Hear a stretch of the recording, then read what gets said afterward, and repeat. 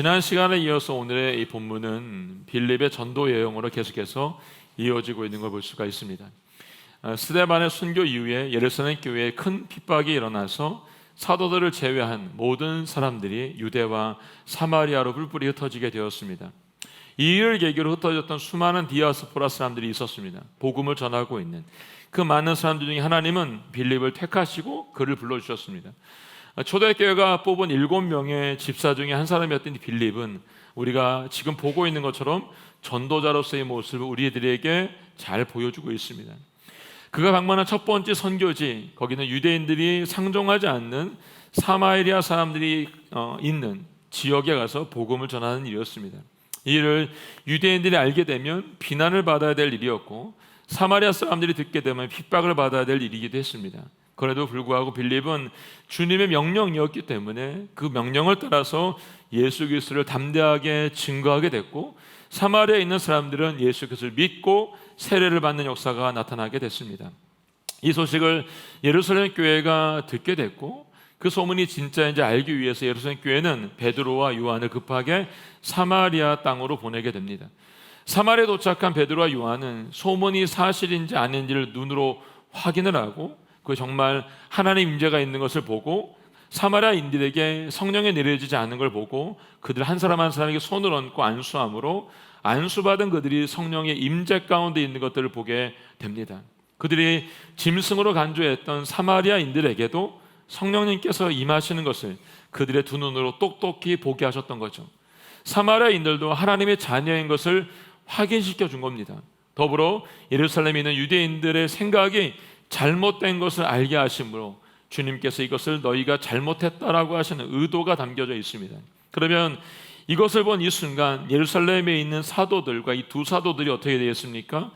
자신의 잘못된 생각을 바꿔야 되겠죠. 그리고 명령하신 그 사마리아 땅끝까지로 주의 복음을 전하는 것이 맞을 겁니다. 그런데 그들은 땅끝으로 가지 않습니다. 그냥 예루살렘으로 머물러서 다시 돌아가게 되는 걸 볼 수가 있습니다. 이유는 그들이 이곳에 왔던 목적이 있죠. 그 목적은 뭡니까? 사랑으로 보지 않고 짐승으로 보았던 사마리아 사람들에게 복음이 들어갔다고 말하는데, 그 소문이 맞는지에 대한 여부였습니다. 그것이 확인되게 되자 그들은 예루살렘으로 돌아가게 된 것이죠. 그들이 있기 원하는 것은 사마리아 땅끝이 아니고 예루살렘이었습니다. 큰 박해 이후에 유대와 사마리아에 흩어졌던 디아스포라 유대인들과는 다르게 이 사도들은 자신들이 반드시 지켜야 될 땅이 땅끝이 아니고 예루살렘이라고 생각했기 때문에 주의 명령이 무엇인지를 깊이 생각하지 못하고 있습니다. 그러나 빌립은 달랐죠. 빌립은 스데반의 순교로 많은 사람들이 예루살렘 교회를 떠날 때 그도 함께 떠났습니다. 빌립이 예루살렘 교회를 떠나 사마리아 가게 된 것도 그가 갈 곳이 없어서 사마리아로 간 것이 아니고, 여러분, 그렇다고 아무 생각 없이 발길이 닿는 대로 간 것도 아닙니다. 힐비파 유대 사람들과 달리 빌립은 그리스파 유대 여인이었습니다. 디아스포라였죠. 그렇기 때문에 다른 생각을 가지고 있었던 것이 아니고, 여러분, 그도 역시 유대인이었다는 것입니다. 그런 빌립이 사마리아 땅에 가게 되면 어떤 일이 벌어질지 몰랐을까, 여러분? 아니죠. 그곳에 가면 어떤 일이 있었을지 그도 잘 알고 있었습니다. 그렇지만 그 사마리아를 찾아가게 된 것은 그의 결단과 의지와 순종과 부르심의 것들을 볼 수가 있습니다. 만약에 빌립도 사도들처럼 자기가 하고 싶은 것들만을 따라 사는 사람이었다라고 한다면 그는 절대로 사마리아 땅에 들어가지 않았을 겁니다. 그는 주님의 말씀에 순종하였고 주님의 그 섭리와 그 명령 가운데 나아갔던 것을 우리에게 보여주고 있습니다. 이제 베드로와 요한은 사마리아를 떠나서 그들이 있기 원했던 예루살렘으로 돌아갔습니다. 반면에 빌립은 또 다른 주님의 부르심을 받고 나아가게 되는 것이 오늘 26절부터 나와 있는 말씀입니다. 26절 말씀 읽겠습니다. 26절 말씀 시작. 그때 주의 천사가 빌립에게 너는 예루살렘에 가서 가사로 내려가는 광야길을 따라 남쪽으로 가거라 하고 말했습니다. 아멘. 네, 사마리아에서 최초의 이방인 전도자가 된 이 빌립에게 주님의 천사가 예루살렘에서 이제 가사로 내려가라 라고 명령하고 있습니다. 여기서 주의 천사는 누굴까요, 여러분? 여러분 성경 읽은 29절과 39절에 보게 되면 성령께서 빌립에게 말씀하고 있는 것을 볼 수가 있습니다. 지금 빌립이 누구와 얘기하고 있냐면 성령님과 얘기하고 있습니다. 성령님과 얘기하고 있는 빌립이 지금 성령님께서 어디로 가라고 말씀을 하자 그 말씀에 인도함을 받고 나아가고 있는 걸 볼 수가 있습니다. 여러분, 우리는 누구의 인도를 받느냐, 이거 굉장히 중요한 문제이죠. 누구를 따라갈 것이냐도 굉장히 중요한 문제입니다. 일반적으로 사람들은 누구의 간섭을 받기보다는 자기 스스로 하고 싶은 대로 하는 경향들이 있습니다. 반면에 꼭 해야 하는 것은 나중에 하고 싶어하고 꺼려하는 경향들이 있는 것들을 보게 됩니다. 그래서 하고 싶은 것은 문자 그대로 하고 싶은 것이기 때문에 별다른 결단이나 의지가 필요하지 않습니다. 그러나 꼭 해야 되는 일들은, 하나님께서 말씀하신 명령들은, 그 말씀에 순종하는 일들은 반드시 결단과 의지가 있어야지만 가능한 일입니다.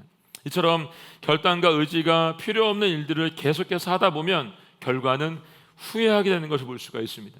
일평생 자신이 하고 싶은 것만 되풀이하고 시간을 낭비하는 사람들, 그들은 자신의 가족과 공동체와 사회와 교회와 그리스도인으로서 마땅히 해야 할 일을 하지 못함으로 말미암아 나중에 후회하게 되는 것들을 보게 됩니다. 반면에 꼭 해야 하는 것을 행하는 것은 결단과 의지가 반드시 동반돼야 되기 때문에 하고 싶은 것을 하고 하는 것보다 더 어렵고 힘이 드는 일입니다. 그러나 결단과 의지를 다해서 내가 꼭 해야 하는 것을 단 한 번만이라도 할 수 있다고 한다면 그 다음부터 이루어지는 것들은 자유롭게 쉽게 이루어지게 되는 걸 볼 수 있습니다. 이 과정을 반복해서 하다 보면 깨닫는 게 있습니다. 그것은 꼭 해야 하는 것을 통해서 나 자신의 삶의 가치가 높아지게 되는 것을 깨닫게 된다는 것입니다. 그리고 그때부터 꼭 해야 하는 것을 행함으로 인해서 그 일이 더 이상 나에게 부담이 되는 것이 아니라 내 삶의 기쁨이 되는 것을 발견하게 된다는 것입니다. 하나님의 말씀에 순종해 본 사람, 주님께서 말씀하신 대로 그 길을 걸어본 사람들은 이 말이 무엇인지를 잘 알고 있습니다. 바로 이런 사람들의 모습들이 오늘 와 계신 선교사님처럼 자신의 삶을 내려놓고 주님의 부름 가운데 나아간, 결단과 의지를 가지고 나아가신 분들의 역사인 것을 볼 수가 있습니다. 빌립은 첫 번째 선교지를 떠나서 다시 한번 이 성령과 대화 속에 부르신 가운데 순종하며 나아갑니다.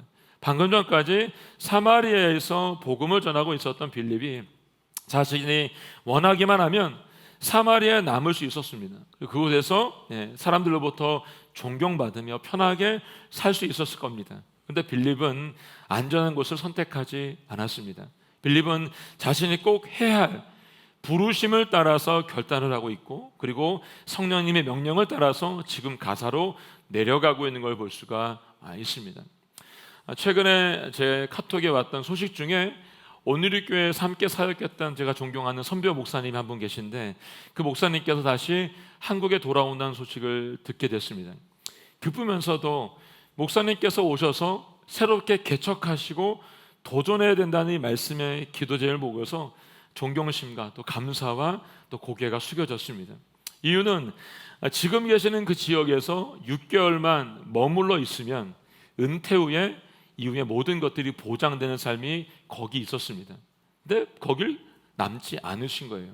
이유는 한국에서 한 통의 편지가 왔는데 그 편지를 받으신 목사님과 사모님께서 지금 그 안전한 것과 평안함을 다 내려놓으시고 주님이 부르신 가운데 순종함으로 이제 오겠다라고 말씀을 하신 거죠, 여러분. 오시면 꼭 남양주교회 모시고 싶고 또 목사님의 삶을 우리 모두가 함께 배우고 싶은 마음이 있습니다. 빌립이 내려간 가사는 어디이냐? 예루살렘으로부터 서남쪽에 있는 약 70km 지점에 위치한 도시입니다. 창세기 10장 19절에 따르면 가나안의 도시였고요, 유다 지파가 그곳을 완전히 점령하지 못해서 이후에 블레셋의 성읍이 되기도 합니다. 또 우리가 잘 아는 삼손이 성 문짝을 메었던 곳이 바로 이 장소입니다. 빌립이 이제 예루살렘을 거쳐서 내려간 이 길은 좋은 길이 아니에요, 여러분. 성경에도 보니까 지금 광야 길이라고 말했습니다. 이 공동 번역과 다른 성경을 찾아봤던 이 길이 인적이 없는 길, 외딴 길이다라고 써 있습니다. 사람이 다니지 않는다는 길이죠. 위험한 길입니다. 방금 전까지 환대받았던 사마리아 떠나서 다시 한번 꼭 해야 될 일에 대해서 성령님께서 말씀하시자 주저하지 않고 지금 그 인도함을 받고 있습니다. 그리고 그곳에서 한 사람을 만나게 되죠. 27절, 28절 말씀 읽겠습니다. 시작.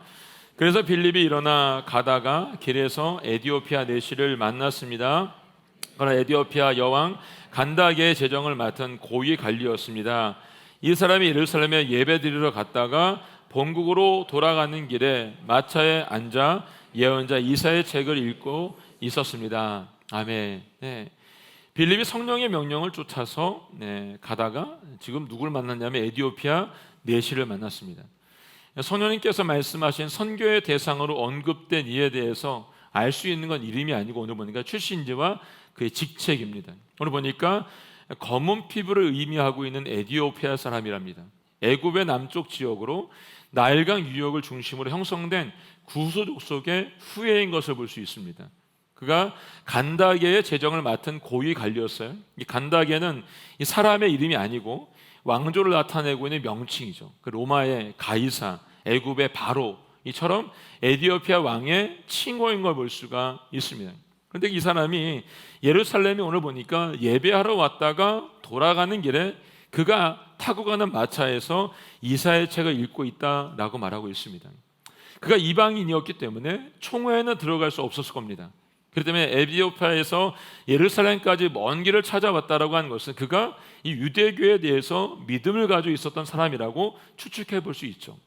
빌립이 이제 성령님의 인도함을 따라서 순종하고 여기까지 왔어요. 큰 험한 길을 따라서. 근데 다시 어려운 문제에 부딪히게 됐습니다. 방금 전까지 사마리아 갔던 것이 문제가 됐는데 또 다른 어려움이 왔어요. 이유는 뭐냐면 성령님께서 두 번째 선교 대상으로 만나게 한 사람이 이번에 이방인인데다가 유대인들이 얼굴도 마주대고 싶어 하지 않는 검은 피부를 가진 사람이었습니다. 거기다가 에디오피아인이었어요.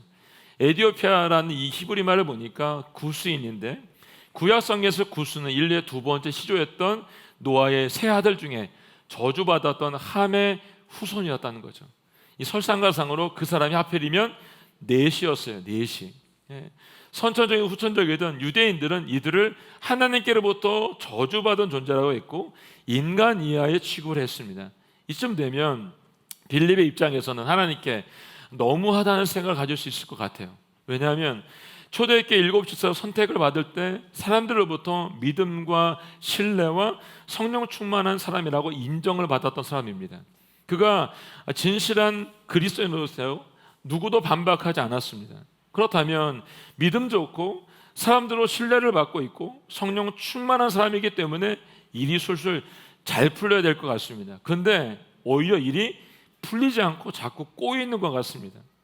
함께 사역하고 있던 스데반이 복음을 전하다가 돌에 맞아 죽고 순교를 당하게 됩니다. 그 일 때문에 교회가 핍박을 받고 함께 있었던 집사들이 다 흩어졌는데 어디 갔는지 모릅니다. 그리고 빌립은 성령님의 인도를 받아서 유대인의 상식으로는 갈 수 없는 사마리아 땅에 들어가게 됐어요. 다행히 사마리아에 있던 사람들이 빌립을 배척하지 않아서 오히려 그가 전하는 복음을 듣고 주의 깊게 들었던 그들이 세례를 받고 큰 기쁨이 그 땅에 임하게 된 거죠. 그래서 예루살렘에 더 이상 머물 수 없었던 이 빌립이 원하기만 하면 이 사마리아에 정착도 할 수 있다는 거예요, 여러분. 그리고 평생 그 땅에 존경받으며 살 수 있었다는 거예요. 근데 성령께서는 그걸 원하지 않으세요. 그 안전된 곳을 보장받을 수 있는 곳을 두고 떠나라는 것이죠. 멀리, 더 멀리 가라고 얘기를 해준 겁니다. 오늘 보면 우리가 마지막 40절에 있는 말씀을 보게 되면 성령께서 빌립을 아소도를 거쳐서 가이사라까지 가게끔 만드는 것을 볼 수가 있습니다. 한번 지도를 볼까요? 지도? 네, 있죠, 지도. 네. 저기 예루살렘에 있다가 사마리아로 올라갔다가 지금 우리가 보는 건 사마리아에서 저 왼쪽 맨 끝에 가사. 지금 저기를 가고 있는 겁니다. 70km 길을 걸어서 저기까지 가는 길에 네시 에디오피아 내시를 만나는 거죠. 거기서 만나고 난 다음에 성령께서 어디를 보내냐면 아소도로 보냈다가 저 위에 있는 가이사라까지 보내게 됩니다. 이 가이사라는 나중에 사도행 21장에 보게 되면 바울이 예루살렘에 이제 마지막 전도 여행을 마지막 부분에 가는 그 부분에 나오는 부분이 저 부분에 나오는데, 거기 보면 가이사라에서 빌립의 집에 바울이 머물게 되는 걸 볼 수가 있습니다. 바울이 저 지역을 가게 될 때가 30년 후입니다. 지금은 20대지만 가이사라에서 바울이 만날 때가 되면 50대가 지난 나이쯤에 빌립이 만날 때가 됩니다. 그건 이제 저희가 21장 됐을 때 다시 제가 말씀을 드릴게요. 이렇게 먼 길을 지금 돌아서 지금 가게끔 계획이 되어 있는 겁니다. 이처럼 빌립이 예수를 믿고 난 후로 더 좋아진 것은 하나도 없습니다. 디아스포라로 살다가 이제 예루살렘에 정착하고 사람들로부터 인정을 받아 편안하게 살 수 있을 때쯤이 됐어요. 기대한 거죠. 나도 이제 사람들도 인정받고 내가 이방인처럼 디아스포라이지만 이제 이들로부터 인정받는 사람이 되어서 이곳에 왔다라고 생각한 거예요. 근데 상황은 더 나빠지고 있는 거죠. 유대 공동체가 경멸하고 있는 사마리아를 거쳐서 이제는 상정도 하지 않고 있는 에티오피아 내시를 만난 겁니다. 앞뒤가 꼭 막힌 것처럼. 이런 상황에서 빌립은 성경 어디에서도 불만을 하거나 불평했다는 얘기가 어디에도 없습니다. 오히려 빌립은 이 상황 가운데서 감격하고 있는 걸 볼 수 있습니다. 29절 말씀, 30절 말씀 읽어보겠습니다. 시작. 그때 성령께서 빌립에게 저 마차로 가까이 다가가거라 하고 말씀하셨습니다. 빌립이 마차로 달려가서 그 사람이 예언자 이사야의 글을 읽는 것을 듣고 그에게 지금 읽고 있는 것을 이해하십니까? 라고 물었습니다. 아멘. 성령께서 빌립에게 말합니다. 저 마차로 가까이 다가가거라 라고 말합니다. 근데 빌립이 어떻게 하죠?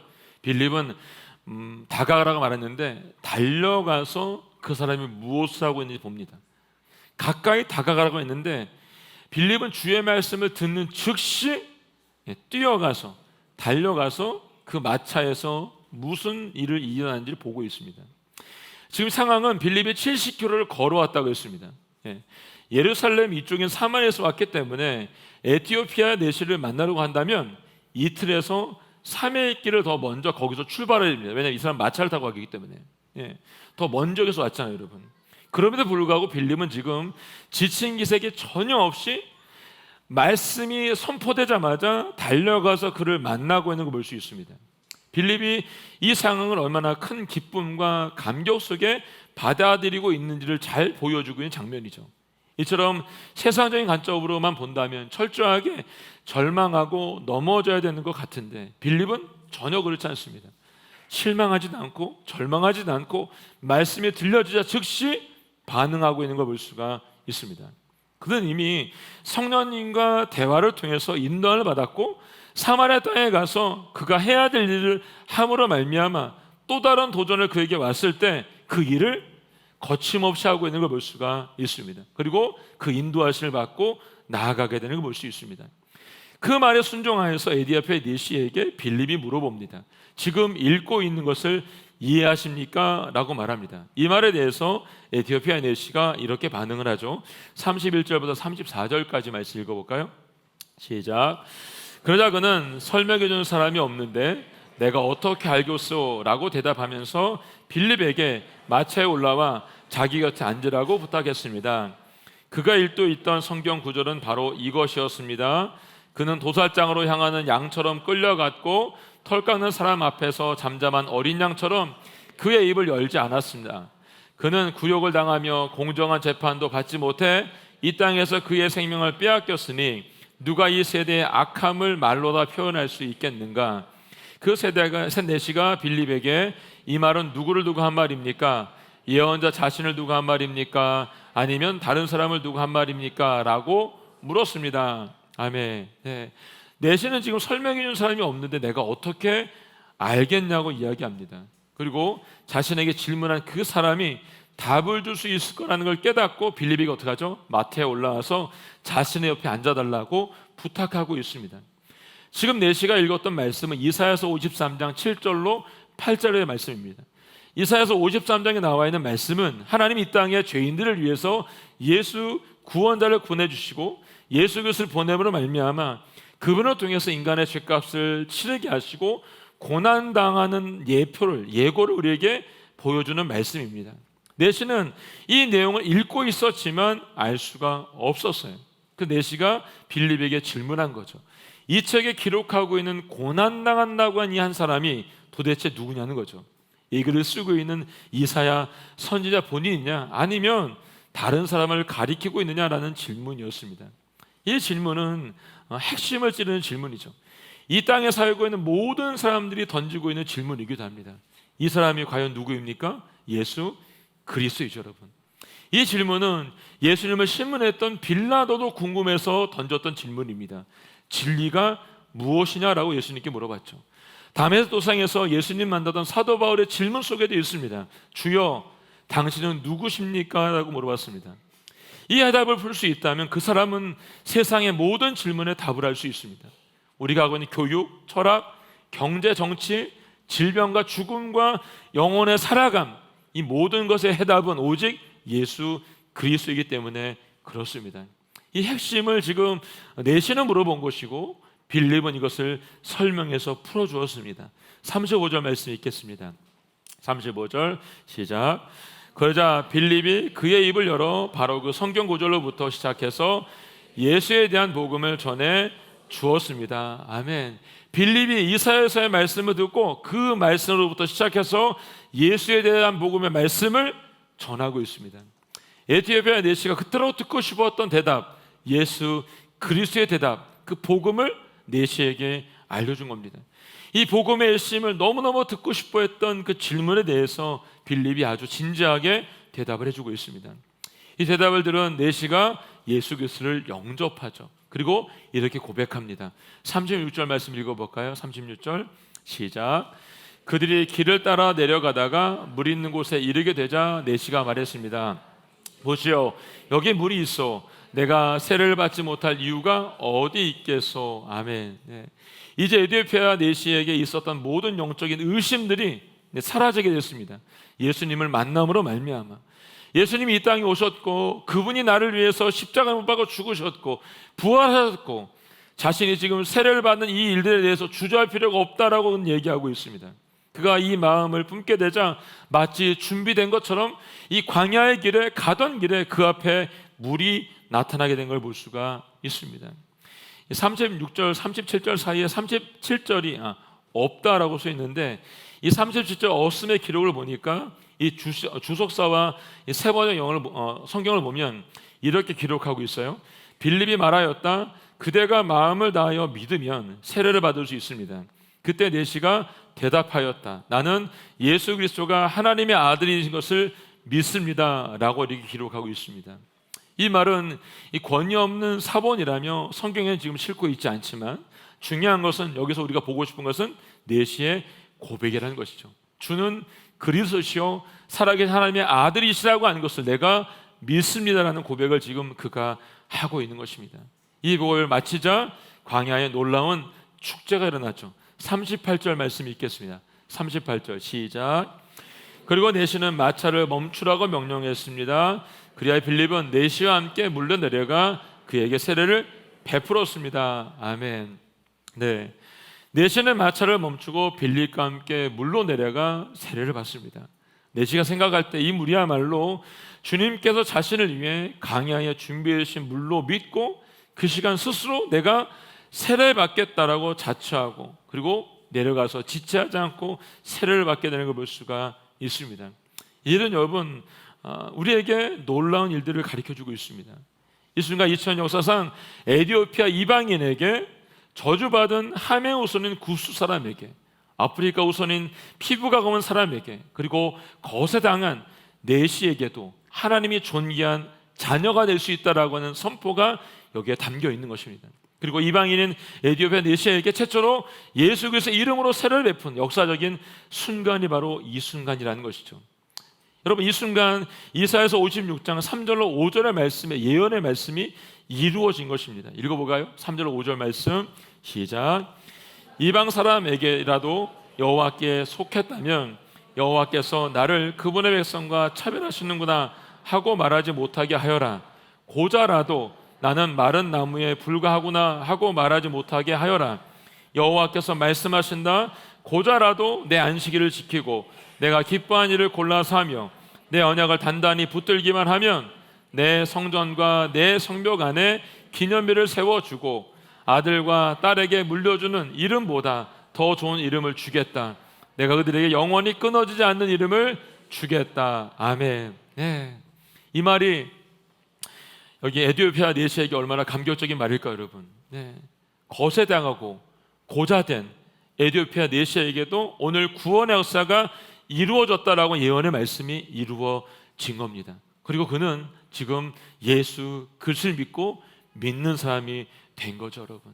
자, 39절 40절 말씀 읽겠습니다. 시작. 그들이 물에서 나오자 주의 성령께서 빌립을 데리고 가셨습니다.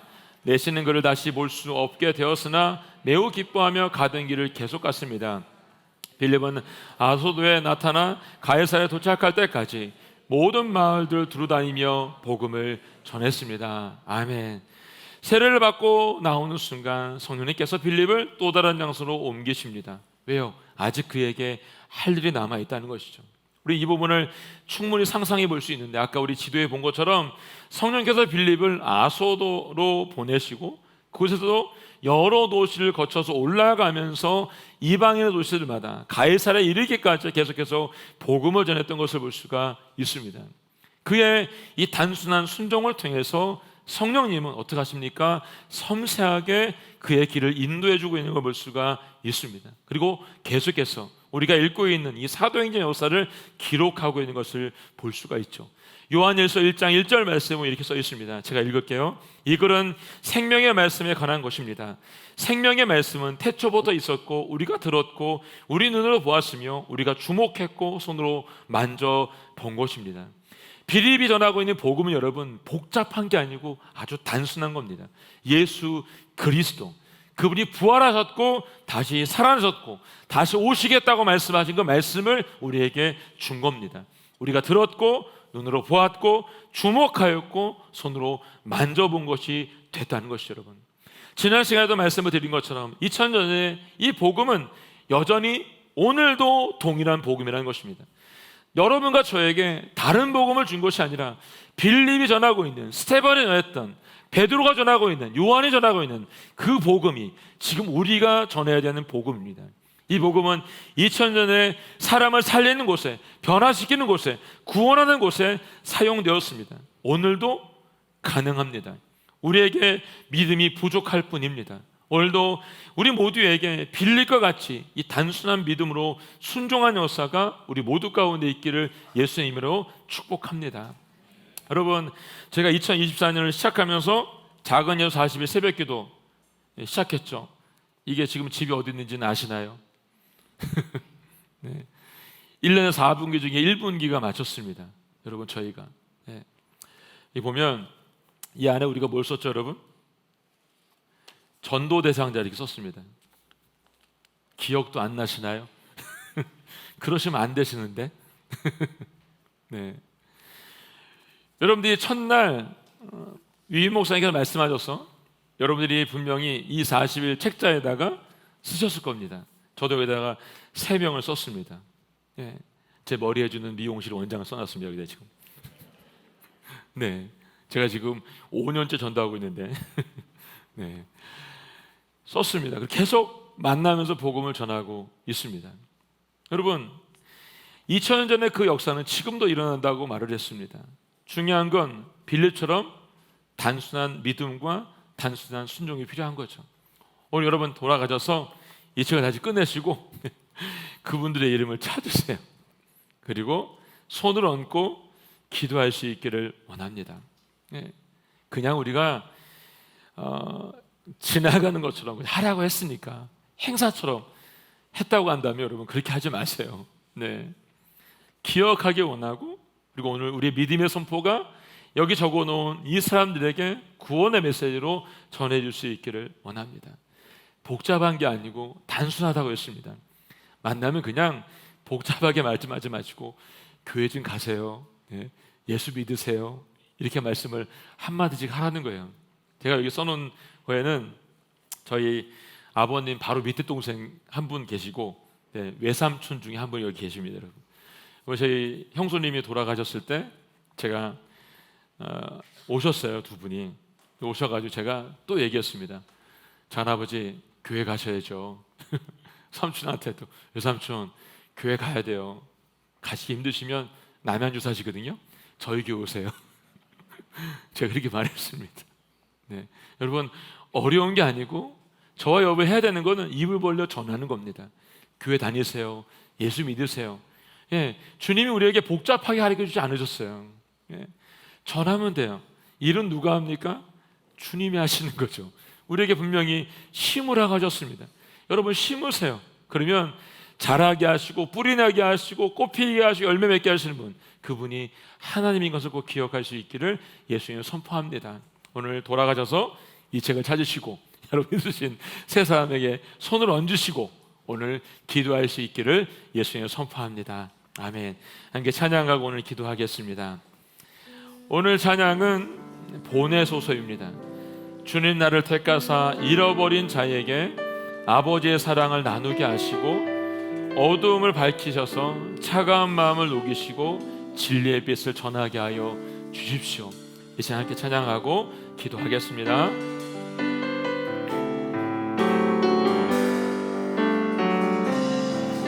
주님 나를 택하사 잃어버린 자에게 아버지의 사랑을 나누게 하시네.